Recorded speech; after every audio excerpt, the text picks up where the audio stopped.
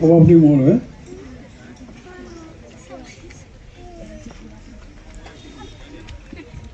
স্থানীয় বিধায়ক ভাতৃপ্ৰতিম শ্ৰী মনোৰঞ্জন তালুকদাৰ ডাঙৰীয়া,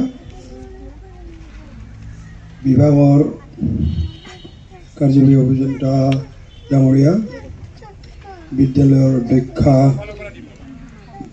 ডাঙৰীয়ানী, মঞ্চত উপবিষ্ট বিশিষ্ট ব্যক্তিসকল, শিক্ষক শিক্ষয়িত্ৰী, ছাত্ৰ ছাত্ৰী, বন্ধু বান্ধৱীসকল, শ্ৰদ্ধাৰ ৰাইজ, মই প্ৰথমতে আপোনাক সকলোকে মোৰ আন্তৰিক শ্ৰদ্ধা মৰম চেনেহ যাচিছোঁ। তাৰমানে লোকসভাৰ নিৰ্বাচনৰ পিছত মই MP হোৱাৰ আগমুহূৰ্তত দুদিনমান বিধায়কক লগ পাইছিলোঁ, আপোনালোকৰ বিধায়কক। আজি তাৰমানে মোটামুটি 8 মাহ 7 মাহ পিছত লগ পাইছোঁ। অলপ গালি পাৰিব মন যায়, কাজিয়াও লাগিব মন যায়। মই কাজিয়া নালাগোঁ, একো নকওঁ। মই এতিয়া বস্তুটো এটা বিশেষ এটা অনুষ্ঠানত আহিছোঁ। এতিয়া বিধায়ক ডাঙৰীয়াই কৈছে যে এই অনুষ্ঠানটো ইয়াত ৰখাৰ ক্ষেত্ৰত বা ইয়াত স্থাপন কৰাৰ ক্ষেত্ৰত ইয়াত আপোনালোকৰ দল মত নিৰ্বিশেষে বিভিন্ন দল সংগঠনৰ ইয়াত অৰিহণা আছে। মই এই ক্ষেত্ৰত যিসকলে ইয়াত এই অনুষ্ঠানটো ৰখাৰ ক্ষেত্ৰত প্ৰচেষ্টা চলালে বা সফল হ'ল, তেওঁলোকক মোৰ আন্তৰিক ধন্যবাদ জনাইছোঁ, কৃতজ্ঞতা জনাইছোঁ। কিন্তু কথাটো হৈছে, মই প্ৰথমতে এটা কথা ক'ব লাগিব যে আমি যেতিয়া এটা অনুষ্ঠানৰ সংক্ৰান্তত আমি বহিম, এতিয়া আজি আমি কস্তুৰবা হাইস্কুলৰ বালিকা বিদ্যালয়ৰ ক্ষেত্ৰত আমি ইয়াতে একগোট হৈছোঁ। ইয়াত আমি বিভিন্ন মতাদৰ্শৰ মানুহ ইয়াত আছোঁ, ৰাজনৈতিকভাৱে আমি বিভিন্ন মতাদৰ্শৰ মানুহ আছোঁ আমি। কিন্তু আজি কিন্তু এই মুহূৰ্তত আমি ইয়াত যিহেতু আছোঁ, আমাৰ লক্ষ্য এটাই হ'ব লাগিব।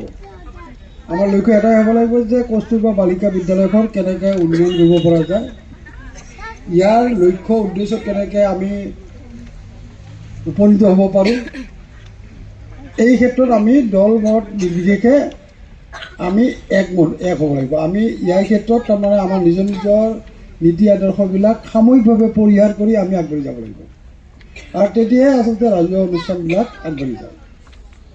এতিয়া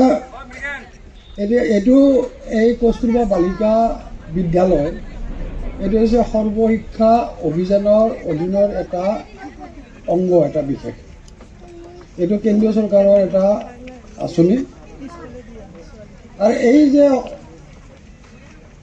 কস্তুৰবা বালিকা বিদ্যালয়, যিগৰাকী মহান মহিয়সীৰ নামত এই বিদ্যালয়খন স্থাপন কৰা হৈছে, সেইগৰাকী আমি সকলোৱে জানো যে আমাৰ জাতিৰ পিতা মহাত্মা গান্ধীৰ সহধৰ্মিনী কস্তুৰবা গান্ধী আছিল, আৰু তেওঁৰ নামতেই এই বিদ্যালয়বিলাক স্থাপন হৈছে ভাৰতৰ বিভিন্ন স্থানত, বিভিন্ন জিলাত। এতিয়া ইয়াৰ লক্ষ্য এটা আছে। লক্ষ্য এটা হৈছে যে নাৰী সবলীকৰণ মূল লক্ষ্য। এতিয়া নাৰী সবলীকৰণ মূল লক্ষ্য, নাৰী আৰু তাৰমানে পুৰুষ ইয়াৰ যাতে সমভাৱে যাতে আগবাঢ়ি যাব পাৰে শিক্ষাৰ দিশত, সকলো দিশত, তাৰ সেই উদ্দেশ্য আশা ৰাখি যাতে নাৰীসকল যাতে পিছ পৰি নাথাকে, তাৰ কাৰণে নাৰী শিক্ষাৰ প্ৰতি নাৰী আগবঢ়াই লৈ যাবৰ বাবে এই বিদ্যালয়বিলাক স্থাপন কৰা হৈছে। ইয়াত তাৰমানে যিসকল সমাজৰ পিছপৰা, নিষ্পেষিত, দুৰ্বল শ্ৰেণীৰ যিসকল লোক, যিসকলে তাৰমানে নিজৰ উপাৰ্জনেৰে বিদ্যালয়ত তেওঁৰ নিজৰ কন্যাজনীক, ছোৱালীজনীক যাতে পাঠদান কৰিব নোৱাৰে, শিক্ষা দিয়াব নোৱাৰে, সেইসকলক যাতে চৰকাৰে বিনামূলীয়া শিক্ষা দি তাৰমানে চব কিছু তাৰমানে হোষ্টেল খৰচ কৰি চব কিছু খৰচ পাতি দি যাতে সেইগুলো আগবঢ়াই লৈ যাব পাৰে, এইটোৱেই হৈছে ইয়াৰ মূল লক্ষ্য। এতিয়া আমি ইয়াতে স্কুলখন পাতিলোঁ, আমি সৰ্ব অঞ্চলৰ আমি বিভিন্ন দল, বিভিন্ন সংগঠনে লগ লাগি আমি নিয়াত হ'ব লগা বস্তুটো আমি সৰ্বকলৈকে লৈ আনিলোঁ। এতিয়া আমাৰ কিন্তু দায়িত্বটো শেষ হোৱা নাই। আমি যদি ভাবোঁ যে স্কুলখন আমি আনিলোঁ, ইয়াত স্থাপনৰ এটা ঠিকাদাৰ আছে, ঠিকাদাৰে ঘৰটো বান্ধিব, আমাৰ স্থান চেছ, এইটো নহয়। আমাৰ ইয়াৰ লক্ষ্য কৰিব লাগিব যে আচলতে যিটো চৰকাৰৰ যি নীতি আদৰ্শ আগত ৰাখি এই বিদ্যালয়বিলাক গঠন কৰিছে, সেই লক্ষ্যত আমি উপনীত হ'ব পৰাৰ কাৰণে আমি আগবাঢ়ি যাব লাগিব। এই ক্ষেত্ৰত আমি সৰ্ববাসী ৰাইজে সহায়ৰ হাত আগবঢ়াব লাগিব। আমি ইয়াত যাতে তাৰমানে আমাৰ সমাজৰ নিষ্পেষিত, সমাজৰ দুৰ্বল শ্ৰেণীৰ মানুহসকল, ইয়াৰ বিশেষকৈ কেইটামান শ্ৰেণীৰ মানুহক আগবঢ়াই লৈ যোৱাৰ ক্ষেত্ৰত তাৰমানে গুৰুত্ব আৰোপ কৰিছে। সংখ্যালঘু সম্প্ৰদায়ৰ লোক, জনজাতি লোক, অনুসূচিত জনজাতি লোক, অন্যান্য পিছপৰা শ্ৰেণীৰ লোক, এইবিলাক শ্ৰেণীৰ মানুহক যে আগবঢ়াই লৈ, ছোৱালীসকলক, কন্যাসকলক যে আগবঢ়াই লৈ যোৱাৰ ক্ষেত্ৰত যাতে এই যে আঁচনিখন প্ৰস্তুত কৰিছে, এইখনত যাতে আমি লৈ যাব পাৰোঁ, বা আমি অন্যান্যসকলৰ লগত যাতে ফেৰ মাৰিব পৰাকৈ যাতে আমি ব্যৱস্থা গ্ৰহণ কৰিব পাৰোঁ, তাৰ কাৰণে নিশ্চয় আমি সমাজৰ একোগৰাকী সচেতন নাগৰিক হিচাপে আমি ব্যৱস্থা নিশ্চয় গ্ৰহণ কৰিব লাগিব। আমি নিশ্চয় সহায়ৰ হাত আগবঢ়াব লাগিব। মই আৰু বিশেষ ক'ব বিচৰা নাই।